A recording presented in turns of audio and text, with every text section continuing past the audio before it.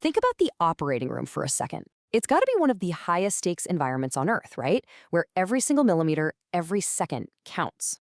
For over 100 years, the way we've trained people for that pressure cooker has stayed pretty much the same. But right now, a quiet revolution is taking place, and it's completely changing what it means to become a surgeon. And it all boils down to one single fundamental question. I mean, this is the core of the whole challenge, isn't it? Every brilliant surgeon you can think of was, at one point, a total novice, and their very first time holding a scalpel had to happen somewhere. For generations, that somewhere was often in a live operating room, under a training model that, well, is now hitting its breaking point. You've probably heard this phrase before. See one, do one, teach one. It was the absolute cornerstone of surgical training. A trainee would watch an expert, then they'd get a chance to do it themselves under supervision, and eventually they'd be good enough to teach the next person in line. And look, for a long time, this system, built on mentorship and repetition, it worked. But modern healthcare is a different beast, and it's putting some serious stress on this old model. First, you've got restricted work hours for trainees. Now, that's great for preventing burnout, but it also means less time in the OR. That leads to less hands-on experience. Then you add in the fact that trainee satisfaction scores have been consistently low, and top it all off with the growing demands of an aging population, and you can see how the whole system is starting to crack under the pressure. So how do you fix it? Well, the first part of this revolution isn't about some fancy new gadget. It's about going back to basics and completely rethinking the structure of the training environment itself. It's about building a better, smarter apprenticeship from the ground up. And this slide really lays out the difference. The old way, it often meant these short, almost chaotic rotations where training had to be squeezed in whenever the hospital's day-to-day demands allowed for it. Supervision could be, well, let's just say variable. But now, look at this new pilot program from the UK called Improving Surgical Training, or IST. It completely flips the script. Trainees get stable placements for at least a year. Their schedules are built so that 60% of their time is dedicated just to training, and they get mandatory professional support. Training is no longer an afterthought, it's the main event. And here's the proof in the pudding. This isn't just a nice idea on paper, it actually works. Trainees in this new structured system are able to perform procedures on their own more than a month faster than their peers in the old system. It's pretty simple. A system that's actually designed for learning creates more competent surgeons faster. Now, changing the system is a huge piece of the puzzle, but it's only half the story. The other half is where things start to feel a little more like the future. Think about how we train airline pilots. We don't just toss them the keys to a 747 on day one, right? No way. We put them in a high-tech flight simulator where they can crash 100 times without anyone getting hurt. They can practice, make mistakes. Welcome to The Explainer. Today, we are talking about osteoporosis, and it's so much more than just weak bones. It's a silent battle being fought right now inside the very framework of our bodies. Understanding this fight is absolutely the first step to winning it. To really get a sense of the scale here, just look at this number, 37 million. That's how many fractures from fragile bones happen every single year in people over 55. That breaks down to about 70 fractures every single minute. This isn't just a condition, it's a massive, silent epidemic. All right, so here's our game plan. First, we're going to unpack the true scale of this silent epidemic. Then, we'll zoom way in, down to the cellular level, to watch the tug-of-war that's happening inside our bones. After that, we'll get practical. What you can do today to build up your defenses. And finally, we'll take a peek over the horizon at what's next in treatment. So, what is osteoporosis really? What's actually going on inside the body? Well, the most dangerous thing about it is that it's quiet. It often progresses with zero symptoms, until that sudden, unexpected moment a bone breaks. Here's a great way to think about it. Your skeleton is like a bank account for bone. Throughout your life, you're making deposits and withdrawals to keep it healthy. Well, osteoporosis is what happens when the withdrawals start to seriously outpace the deposits. Your account gets overdrawn, and the whole structure becomes so fragile it's at risk of collapse from just a minor bump.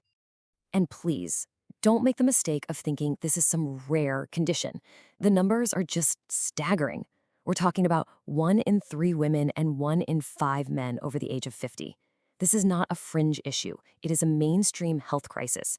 And getting a handle on the mechanics is where we have to start.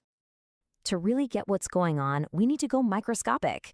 You see, our bones aren't static, dead pieces of scaffolding. Not at all. They are living, dynamic tissues where a constant, epic battle is being fought every single day. Your bones are always remodeling themselves. But really, you can just picture it as a constant tug of war. On one side of the rope, you have the osteoblasts. They're the construction crew, building new bone. On the other side, you have the osteoclasts, the demolition crew, clearing away old, worn-out bone. In healthy bones, these two forces are in a perfect, balanced standoff. And this tug-of-war isn't happening in a bubble. The builders, those osteoblasts, are constantly getting orders from a flood of different signals. Everything from hormones and vitamins to the simple mechanical stress of you walking around sends them messages that say, hey, build here, or time to take a break. It's an incredibly smart and responsive system. Okay, and this is where it gets really fascinating. It turns out this whole battle isn't just a mechanical process. Your immune system is a major player. This was such a huge discovery that it launched an entirely new field of science called osteoimmunology, all dedicated to understanding this deep, surprising link between our bones and our immune system. So why does this connection matter so much? Well, because some immune signals, especially inflammatory ones, can basically go rogue. They act like a corrupt foreman on a job site. They show up and tell the demolition crew to work unauthorized overtime, tearing down bone way faster than the builders can possibly keep up. And that's it. That's how chronic inflammation can literally cause bone loss. Now, to make this internal battle even worse, there's often an external one happening at the same time: sarcopenia. That's just the fancy term for age-related muscle loss. And it's a huge problem, because less muscle means less of that good mechanical load on your bones, which in turn signals them to get even weaker. It's a vicious cycle of frailty. Okay, so we've seen the battlefield, we understand the biology, so now the question is, how do we fight back? The good news is, all this science gives us a really clear roadmap for strengthening our defenses. The first line of defense is built with our everyday choices. Every single one of these points is a way to directly intervene in that cellular battle. Things like getting enough calcium and vitamin D provide the raw materials for your builders, and exercise sends those crucial get-to-work signals. But let's be honest, getting all these key nutrients from diet alone can be really tough, and that's why supplementation is often so important. Just think of it like this. You're making sure your construction site never runs out of bricks and mortar. The calcium is the bricks, and the vitamin D is the foreman who makes sure those bricks actually get used correctly. But maybe the single most powerful tool we have, outside of medication, is targeted exercise. And research shows a combination approach is what works best.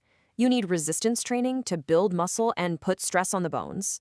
You need impact exercises, like jumping, to directly stimulate new bone growth. And you need balance training, because, hey, the easiest way to not break a bone is to not fall in the first place. All right, this brings us to the really exciting part, the research that could totally change how we treat osteoporosis.